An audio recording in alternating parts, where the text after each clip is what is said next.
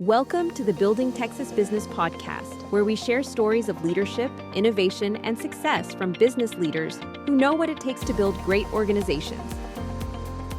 Building Texas Business is brought to you by Boyer Miller, providing counsel beyond expectations. Learn more about how Boyer Miller helps businesses navigate opportunity and growth with clarity and confidence at boyermiller.com. Now, here's your host, Chris Hanslick. In this episode, you will meet Julie Friedman, otherwise known as the Play-Doh Lady. She's the founder of Young, Wild, and Friedman, a sensory company which started by accident making Play-Doh in her kitchen and has grown into a multi-million-dollar business in retail stores throughout the country, including one major retail store.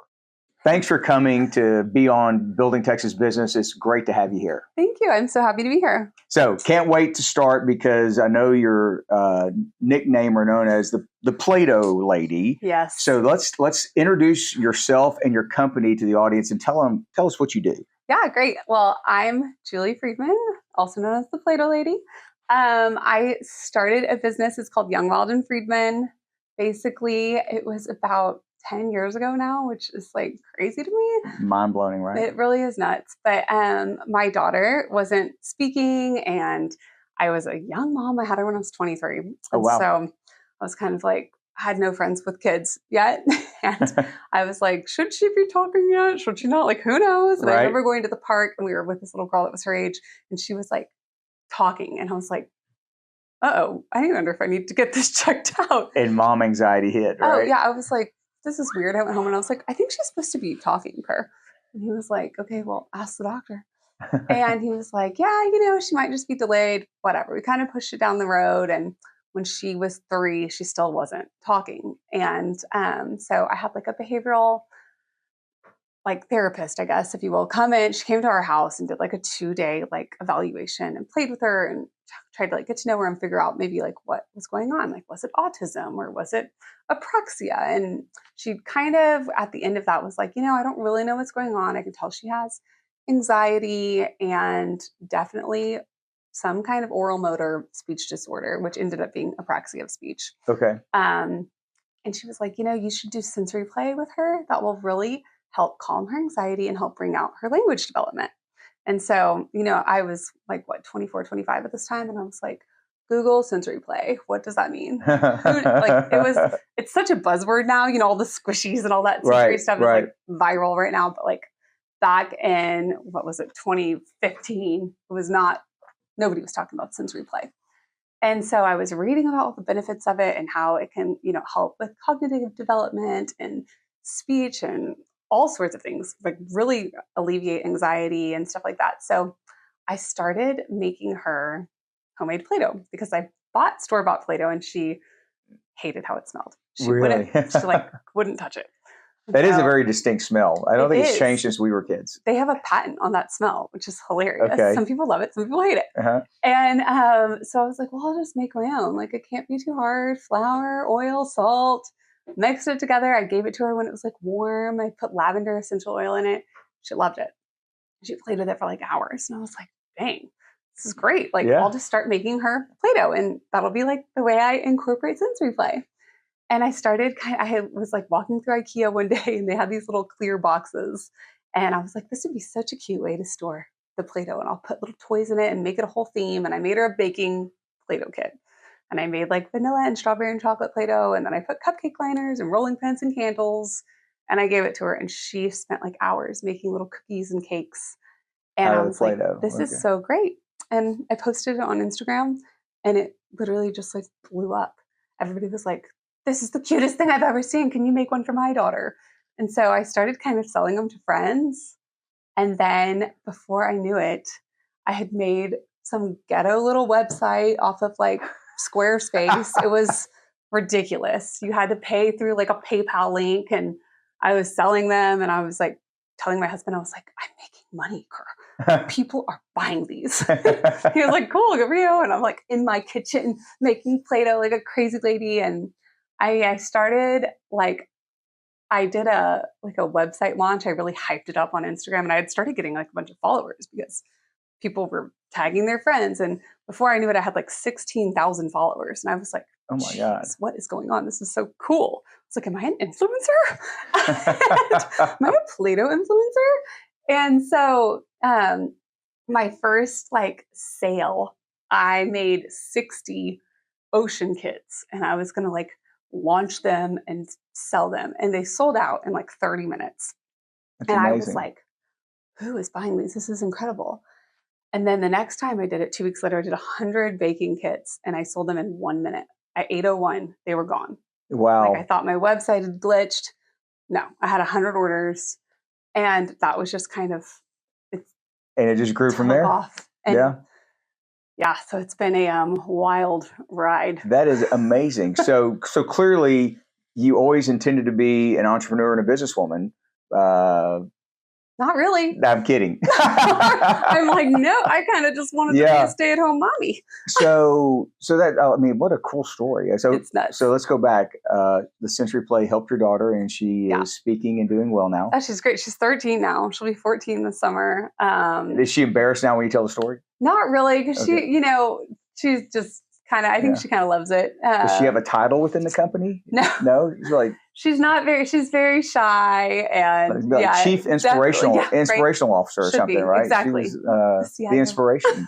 Totally. I love that. So you just started trying to keep up with demand. When was it that it occurred to you, okay, this is like a real business, and I need to get some structure around this, or it's going to run away from me? So, I mean, I remember sitting at El Tiempo with my husband, and I was launching mermaid kits that night, and I had 250 of them, which felt like crazy. All by yourself? Oh yeah. I had assembly. I would go to IKEA, and I would buy these clear bins, and I would buy them by the pallet full. And no one helps you at IKEA. Okay. So it's me. I've got a baby in a carrier. I've got a baby in the cart, and I've got one of those like huge push pallet things, and I'm loading hundreds of clear plastic bins onto this thing, pushing it through my car with my kids.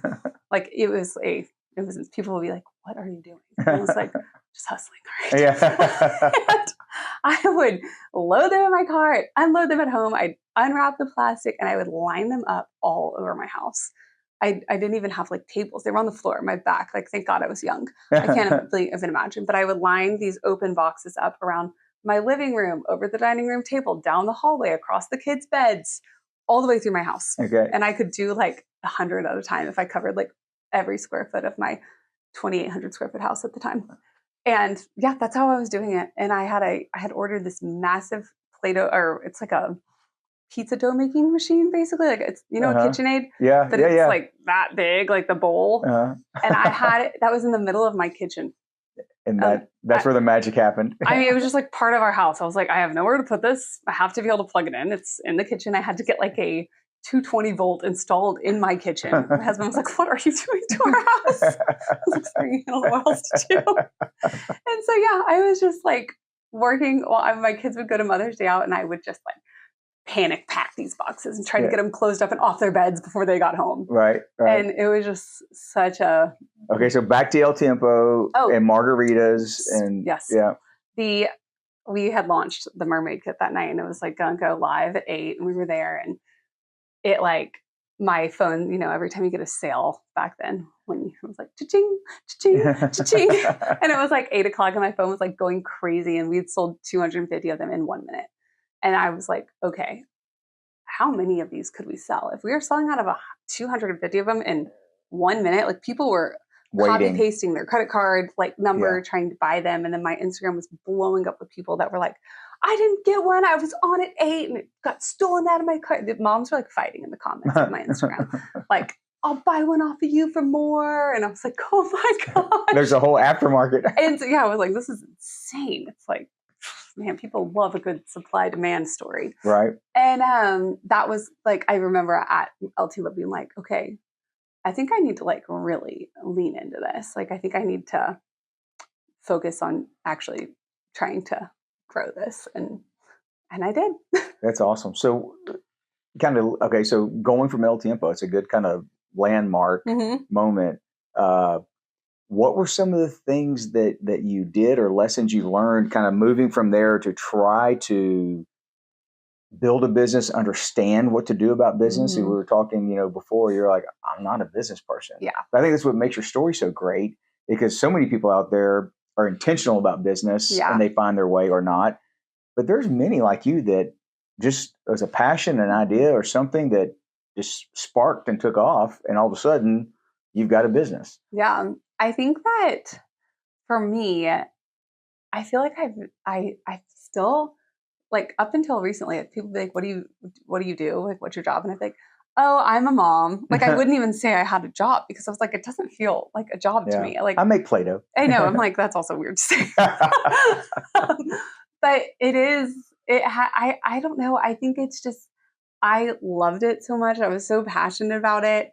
I am a very scrappy person. If I want something, I will figure out how to get it. Like, Okay. I think that I wanted to do it. Yeah. And so I mean, it was not easy. Yeah. So some tenacity, perseverance. Yeah, totally. Right. And yeah, I think I just I think back to those early years and everything that I had to do to actually get to where I am. And I think back on it and I'm like, I actually can't believe I didn't quit. Like, I can't believe I didn't give up. I mean, my husband was working for he didn't have time to help me back then. He had a full-time job, and I had 3 young kids, and I was hauling 50-pound bags of flour through Costco like some muscle woman. I was filling my car with 50-pound bags of flour to the ceiling. My car would be like leaning back when I was driving, and then I would unload them. And I'm like, I just wanted it. Yeah. And it was a ton of work, and it was so hard, but it really paid off. And, I think I just had the drive and motivation, and I loved what I was doing. And I think I just really believed in it, and it helped my daughter so much that I just kind of had the fire behind me to make it happen. That's great. Well, so many people I talk to say that. It's like, if you have passion for something, just do it. Yeah. Right. Don't overthink it. Yeah. Just do it. And then, yes, at some point, maybe you have to backfill a little bit because you don't have the proper controls in place that you should have in a business, especially if you start to scale. Yes. And so you obviously have crossed that bridge, and I know you now have kind of a team around you. Yes. Amazing team. How did you get to that point of figuring out who are the right people? Where do I need help, and how do I hire for it? Okay, I think about this, and this has to just be like a godsend thing, because I don't know how I would have ever staffed for this business if it weren't for, I had a nanny helping me out with my kids when I was starting this. I'd hired this lady. She was helping me. Spring break had come around, and she just randomly quit. She didn't show up, and my kids were going to be home for the week. And I was in the thick of it. I was like, I have to have help. And she had connected me with this woman. Her name was Gloria, who was a cafeteria lady at a high school in Stafford, Texas. And I had hired her to come over in the afternoons. She would come over at 3:30 when she got off work, and she would help me make the Play-Doh in my kitchen. Okay. And I had called her over spring break, and I'm like, hey, I need help. What am I going to do? And she was like, well, my daughter is in college, and she's on spring break. She can babysit your kids this week. And so she brings over her daughter, Valeria. I immediately fall in love with this girl. She's the cutest, sweetest, just absolute go-getter of a girl. She's so young. She's 21 years old, 20 years old. She's in college.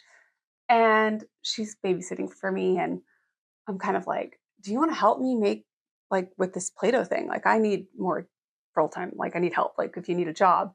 She's like, yeah. Let me, I can work for you. And so she was only in school, part-time or whatever. So she started working for me. And she was just my partner in crime.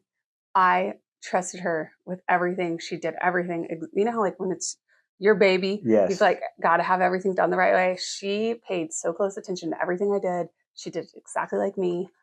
And to this day, she has hired every single person that works in my Play-Doh factory. No way. Yeah. So she became a permanent employee, obviously. Oh, she runs my entire operation. She's my general manager. She's an incredible people manager. she's just a really talented girl. She was in school for computer engineering. Okay. And she got her degree and she was going to go get a job. And I was like, hey, what are they going to pay you? I will pay you more. You have to stay with me. And her mom was like, you're insane. You can't go work for a Play-Doh company. You have an engineering degree. For a Play-Doh lady. Yeah, she's like, what are you doing? Her mom still works for me too. She's in charge of all the Play-Doh ladies. The Play-Doh ladies. And Valeria, she even said this yesterday. We were touring a warehouse and she goes, everyone thought I was crazy. But I believed in you and I believed in this business and it's the best decision I've ever made. What a great story. And so her whole family works for me. All of her aunts, all of her uncles, her brothers, her sisters, every single person in her family. She's got a big family. They all work for me. Her sister's boyfriend, That is amazing. It's so great. Yeah. Her dad does all of our So your packaging. company holiday parties are like their family reunions. Oh, it's literally like a Solano Christmas party. That's literally, great. it's the best. But, I think, you mentioned something there that I want to go back to, and that is you were very particular about how things got done. Mm-hmm. And some people can't get out of that, the founder entrepreneur, Yes. and it prevents you from growing and being anything. Yes. So obviously you said she was very attentive and trained, but what was it like? And what are some things maybe you can offer to others that are going through that to say, here's how I was able to let go a little. Yeah. So that we could grow. I had to take one finger off at a time.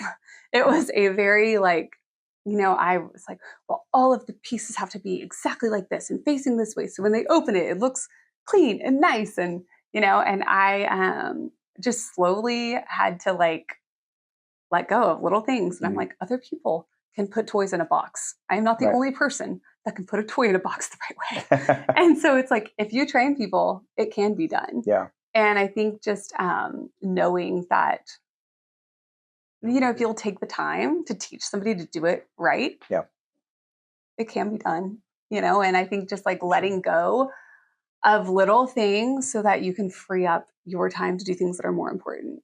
For me at that time, it was, there was a time when I was like, okay, it doesn't make sense for me to be the one hauling all the flour. I can pay somebody to go do that. Or, we finally got a Cisco membership. And so now I don't have to deal with that. But, they deliver it to you now, right? They bring the 18-wheeler and they unload it so much better. In the plastic boxes? Yes. We actually have custom boxes made now. We're so legit. IKEA, that was a disaster. Yeah. When COVID hit. They probably miss your business. Oh, they sent me a baby gift from IKEA when I had my fourth kid. Literally. They knew, every IKEA in America knew me because I was shipping those boxes from every location in the United States to my house. I had my cousin in LA shipping them to me. My mom was driving to the San Antonio, Austin ones. It was ridiculous, the things we did. That's funny. But that when COVID hit, they stopped being able to get those boxes. And I was already in the process of getting a custom mold made. Thank goodness, or else I would have been doomed.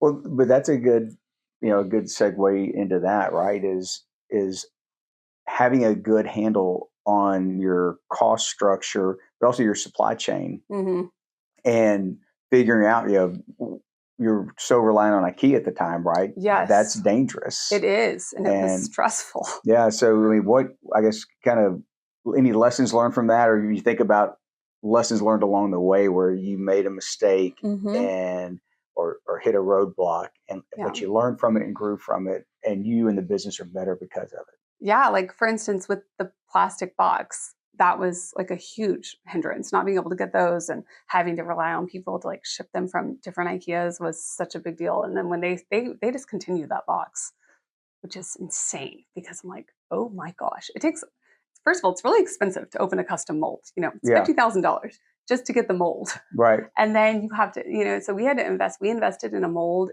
in Texas or in the United States. We had an injection molder. We built the mold out there. And then we also did one in China so that we had two different suppliers. Okay. Because if something, or, we were getting deliveries from both of them. Good. Because we were like, hey, we can't, with the tariffs. Well, I was saying in the last couple of years with the tariffs, we were like, hey, if we hadn't had this backup mold in the US, we would have been doomed because our shipping, the cost of a container tripled over the past couple of years. And so shipping those, we were like, well, we're going to lose money if we buy these from China now. And they were a little more expensive in the US. So during that whole time, we only had them made in the United States. And So I think just like having a backup plan and making sure, making sure even like at the Play-Doh factory, like making sure 2 people can do each job that I have. Yeah, so like, good redundancy. Yeah, just like a backup plan, like even we have like an incredible marketing gal and she's pregnant right now. And I'm like, okay, I need to make sure someone else knows how to do her job. Like we don't, I think that's and that's something, my husband was kind of like, you need to make sure we have 2 options for everything. And so that's been something we focused on. And, thankfully he told me that because I would have never thought to do that. But I think that's great. Yeah. COVID. Mm-hmm. I would guess that your business went up because all these kids are at home with nothing to do, and the parents or moms are That's when my business went viral. Yeah. And how were you able to keep up with the demand in light of all that? It was hard. We were buying stuff. This is back when my kids used to look like garbage. I'm like so embarrassed about the stuff I used to sell. We did a post even in March, and it was showing the first St. Patrick's Day kit I ever sold. And I'm like, it looks like my 5-year-old made it. And then we were showing the one we sell today. And I was like, I posted, I was like, hey guys, I'm so embarrassed that I sold this to y'all. So if anybody has proof of purchase of this kit, I would love you to send it to me so I can send you this new kit. And so I had everybody who had been around for like 8 years and had like sent it. They all like emailed me and I sent them a free kit. It's like, I got to make this up to you guys. What a great customer loyalty. We do have a great customer base. So I've been reading something recently, and I love it because it kind of connects with my core. But and there's a lot more talk about it. But it's about introducing and bringing love into the experience at work, right? Yeah. So that your employees and your customers love the experience, and that's different than And so, I mean, you tell that story in this, it's a Harvard Business Review article, but there's a book about love as a change strategy or strategy for change. Love that. But that kind of thing, right? Those customers you will have forever, and they will tell all their friends, right? You don't have to do an ounce of marketing past what you just did. Yeah.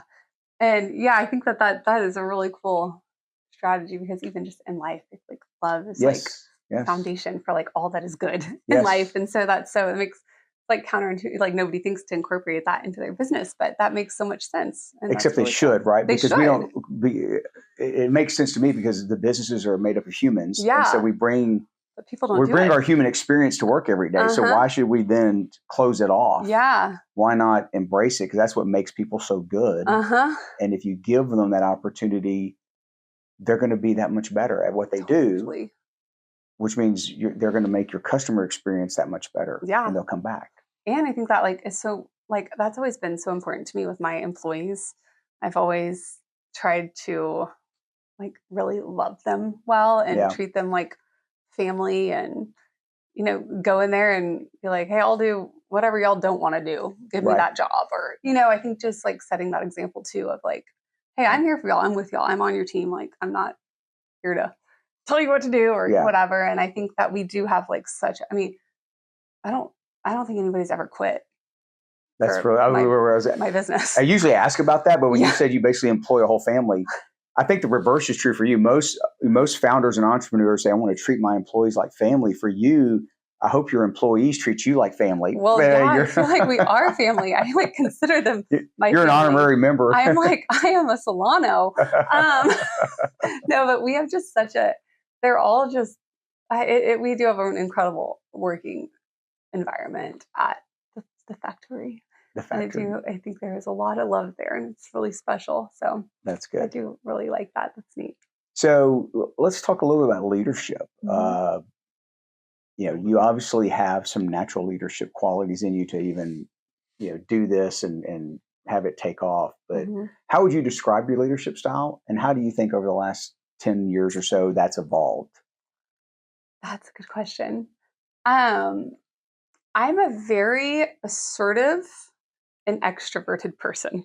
So if you're my friend, you know what I think. Even if you just know me, I'm very open with what I think about things, how I feel about things. I am not one to spend a lot of time making decisions, which probably can be good and bad, but I actually did listen to a podcast the other day and it said most entrepreneurs that are successful are quick to make decisions. They don't like ruminate on things for a long time, because when you do that, I think you start like second guessing your Right. instincts. And like, I think that is a strength that I have of like, I trust my gut and I go with it. And I don't feel like I need to call or ask a bunch of people to like figure out what I need to do. I'm like, let's do this, let's do that. And so I think that that has served me really well. I don't spend a ton of time Analysis second-guessing. paralysis. Yeah, right? I just like don't have that. Yeah. And so I think that has been helpful. I think I also have high energy. And my mother-in-law is always like, oh, how do you have so much energy? And I was like, I don't know. I just like, I wake up and I'm ready to go. Yeah. I am just. You can fast forward this episode to her to listen to that part. I know. She's the best. Oh, I love that. But I think I think serves an entrepreneur well to be able to like move and get things done. I don't have an ounce of ADD in me. Like I can focus, I can get stuff done. I'm very productive. Clearly, doing all 200 units by yourself, right? No, yeah, back then. Gosh, glad I'm not doing that anymore. But yeah, I think I'm able to just. I think I've hired well. I think the people that I have chosen to hire have been great decisions. And I think when you have a good team, they're easy to lead. It's so true, right? And what I love what you said earlier too. I mean, it takes a little luck as well, right? Yeah. So if it weren't for a nanny leaving on spring break or whatever, you may never have met. Yes, if I hadn't met Valeria, I'd be doomed. Yeah. So, and my sense is, because I agree with you on what you said about what it takes, I think, for entrepreneurs not to overanalyze, right? Mm-hmm. You have to have gut. You need some information, but then you got to make a decision to keep things moving. Yeah. I think another key part of that is you have to analyze and kind of watch that decision in action to adjust, right? Because as soon as you have a plan and you start to implement, things change, right? Yes, the plan is not as worth what it was when you started, because dynamics happen. Yeah. But it's that ability to adjust. Yeah. Totally. And not be so stubborn that you're like, well, no, this was a decision and we're sticking to it come hell or high water. But okay, I can see where now we need to adjust a little bit because these things changed. Yeah. And I think that since I didn't have a business background and I didn't come into this like educated on how to run a business, I think that having that, I don't think I know it all. And I don't think I'm very willing to hear what other people have to say or accept like guidance or, my brother-in-law is like a serial entrepreneur. And like, if I ever need to call someone to talk about business, I'm like, I'm calling James. Yeah. And so I think like, I'm definitely open to like learning and hearing. And I also think, I think a lot of it has to do with just like trusting yourself. And, this is my brand and it's like an extension of who I am. And so I think like taking anything other than like me into this is not going to totally like help too much. Right. Like if I'm going to know what in my like gut, I'm going to know what's right. And I think that that's been easy for me. Like branding this business has been really easy because I'm just doing like what I would. It's coming natural, right? Yes. It's not like I'm trying to like follow some like brand format or whatever. I've never paid for anybody to do like any type of branding or guidance or anything like that. We've just kind of like done what feels right to me. That's awesome. And I'm like, I am my audience. Yeah. So love that. I know how to talk to myself. Cool. Makes it very genuine, right? Authentic. It does. So let's talk about your other full-time job as a mother, and right? And you're a mother of 4. Yes. That's no easy task in and of itself. So I have to believe there's a lot of listeners that would be interested to know, how have you done it? Yeah. Right? How have you kept the kids fed and clothed and on schedule and run this business? That's why I was late today. I'm like, well, let me be completely honest. I don't always get it done. Didn't it start there though? Yeah. And no one's perfect? No. Because don't you know people in your circle that have anxiety over not being perfect? And it's like, it's okay because we're not. And I think that I'm a very type B person. I have negative anxiety. It really takes a lot to stress me out. And so I think like when you have 4 kids, you kind of have to be like that. And so I Mhm. think that's also probably helped me a lot with running a business because, I remember at the beginning, Valeria would call me every day, like, Julie, I have a huge problem. And I'd be like, what? And then she'd say it. I'm like, okay, that's not that big of a deal. You just like let things like roll off your back. Like Right. we have a huge problem every day. But I'm Right. like, if the factory's not on fire, like it's not a huge problem. Right. Like, just We can work through it. we can figure this out. So I think like I think being type B and low stress is very helpful. I also have a lot of help. I don't do it all myself. Right. I'm not like cleaning my house every day and doing everything with my kids. I have a nanny that helps me with my household chores. Mhm. She helps me get my kids to and from point A to point B when I'm not there. I have an incredible husband who is super supportive of my job and Yeah. my passions. He's like was such a huge cheerleader for me in the beginning when it seemed like a joke, like, oh, my wife is making Play-Doh like all weekend and I'm stuck with the kids. That's Like right. what an absolute LOL, to be like, yeah, sure. And look at it now, I was right? literally we had this little rental house that I ran the business out of when he was like, hey, we can't walk in our house. Mhm. Your stuff needs to go somewhere. And so I rented a house like around the corner and I ran the business out of this house for 6 months until I got an actual warehouse. And every weekend I was there all weekend with Valeria and her mom, Uh-huh. and Kerr was home with the kids. And like, not every husband would be like, go do that. Sure. I want to spend every weekend alone at home with the kids. Right. Right. So I No, think like having a really supportive spouse was invaluable. I mean, I wouldn't be here today. I wouldn't have made it through all of that if he hadn't encouraged me to do that. And so, yeah, I mean, I'm not over here doing everything. I Right. have a lot of help. And I think that's a good, again, going back to being authentic and real. yeah, A good message is you don't have to do it all. It's okay to ask you for can't help. do it all. Yeah. It's not possible. Like there's not enough hours in the day. Right. Even for someone as high energy as me who can't sit still, like I always have to be doing something. There's still not enough time to, Yeah. I didn't like, I have a nanny so that when I do come home from work, I can hang out with my kids and not be like, I have to clean. Like, Right. Right. Or what's for dinner? Yeah, exactly. So that's great. So, okay, now I know this business has grown. Mhm. I know it's continuing to grow. Yeah. So, a couple things to talk about. Did the growth aspect? How did you go about making the decision of when it was the right time to invest in growth, or were you just trying to keep up and had the tiger by the tail and just trying to Yes. hold on? I feel like I have been swimming upstream with my nose barely above the water for the past 8 years. Yeah. I feel like we're finally, well, I like to say that we're finally at a place where we're not doing that, but like, if you ask Valeria, she's like, no, I am still swimming upstream. Like, you may not feel it as much as she does. It has been hard to keep up, which is incredible. It's such a blessing. I mean, I remember when we were all authentic direct to consumer.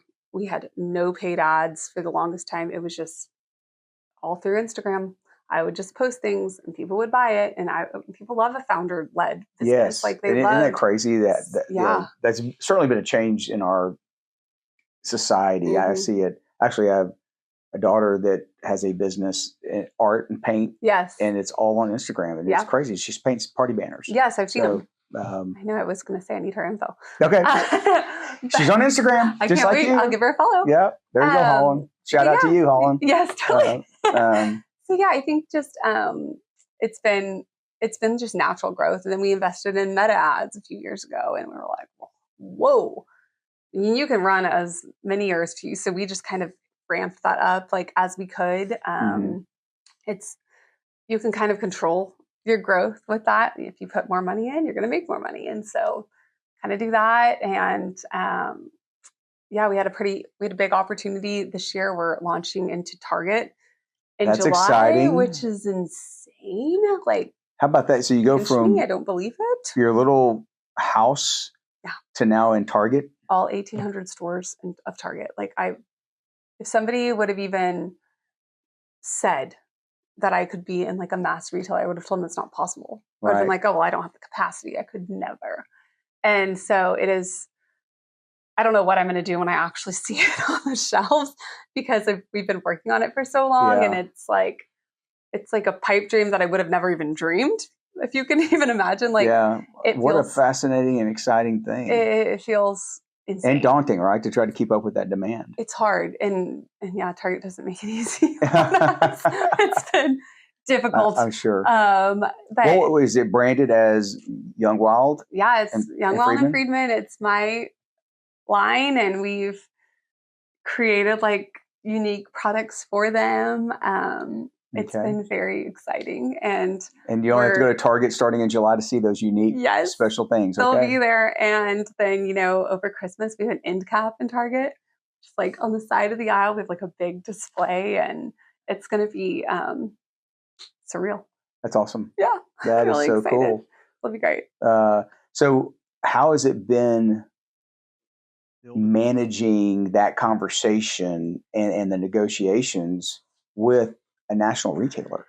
Yeah, I have an incredible business partner. I hired one of my best friends a couple of years ago to help me with everything that I was doing, because it was getting to where I was doing all of the product design and communications with suppliers, and I was doing all of it up until 2 or 3 years ago.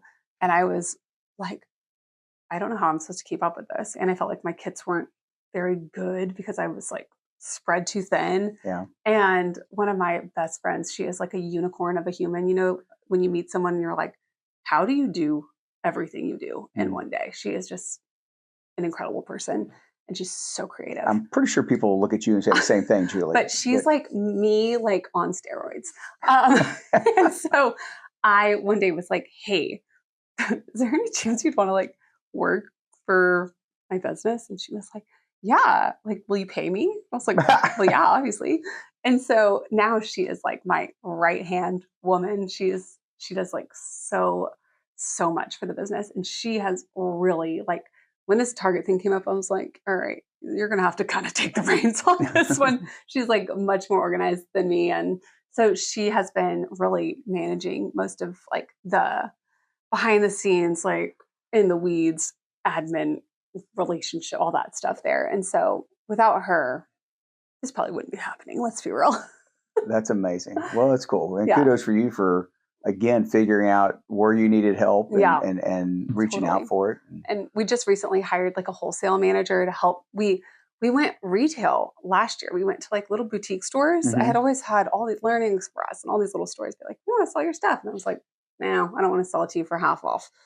And as we've grown, I'm like, okay, well, I can do that now. And so we like dipped our toe into retail. And now we have like 2,000 stores in 1 year, like 2,000 little retail stores all over. We're in like every single state in the United States now. Wow. So like anytime you go into like a little, even like gas stations on the way to those like cute, nice gas stations, like on the way to Austin, they'll like have our stuff. Not Buc-ee's. Not Buc-ee's yet. They're going to make someday a Buc-ee's brand. I want to make them a Buc-ee's slime. Like, wouldn't that be so cute with little beaver and stuff in it? I feel like we could do it. But my sense is they probably just make it themselves. I know. Take your idea. They're like, great idea. Right. We'll just put a beaver on it. Yeah, literally. Oh my God, you're so right.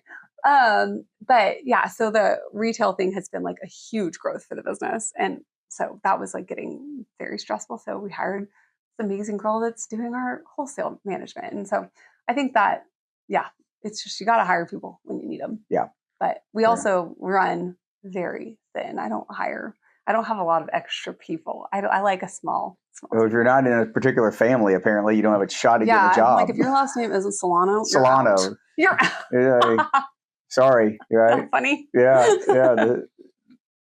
That's too good. Well, Julie, what a fascinating company and a fascinating individual. It's been so fun talking to you. Let's talk a little bit about, and you shared a little bit more detail, when you need to get away from the business and recharge, or be with the family. Kind of what do you like to do so that you can kind of recharge and be there for everyone? Yeah. I feel like the summer is the slow time for our business. Like everybody's like, it just kind of like the business still does great, but it's not like there's no like big holidays. And those are when we blow up, Right. all of the big holidays. And there's a big holiday pretty much like every month except for the summer. Right. And because even like Easter is almost just as big as Christmas and stuff. So Sure. The summer is kind of our slow time, and We take the kids to Montana. I put my phone in a room. I read a lot of books. We fly fish. We just spend time outside. And that is kind of our, like, we do it every summer. That's awesome. And I feel like that's like my little, I was never a mountain person, but my husband's always gone to Montana and I'm so obsessed with it. Okay. And now it's kind of become a place where I just kind of like slow down and unplug. And I tell my team, I'm like, I'm off the grid. Do not call me.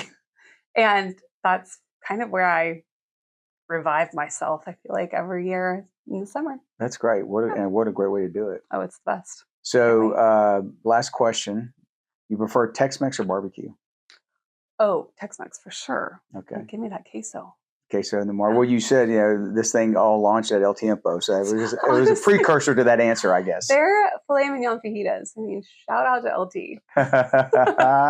There's one right down the street. Oh, yeah. I don't go get on my way out. Yeah. Well, Julie, this has been so fun. Thank you. Congratulations on all the success. Can't wait to see what this does beyond Target and everything else. So we'll see. I'll keep you posted. All right. We'll be watching. Take care. Thank you. That's it for this episode of Building Texas Business. Don't forget to check out the show notes at BoyerMiller.com/podcast for insights and resources from today's conversation. Learn more about how Boyer Miller can help your business grow at BoyerMiller.com. Thanks for listening, and we'll see you next time.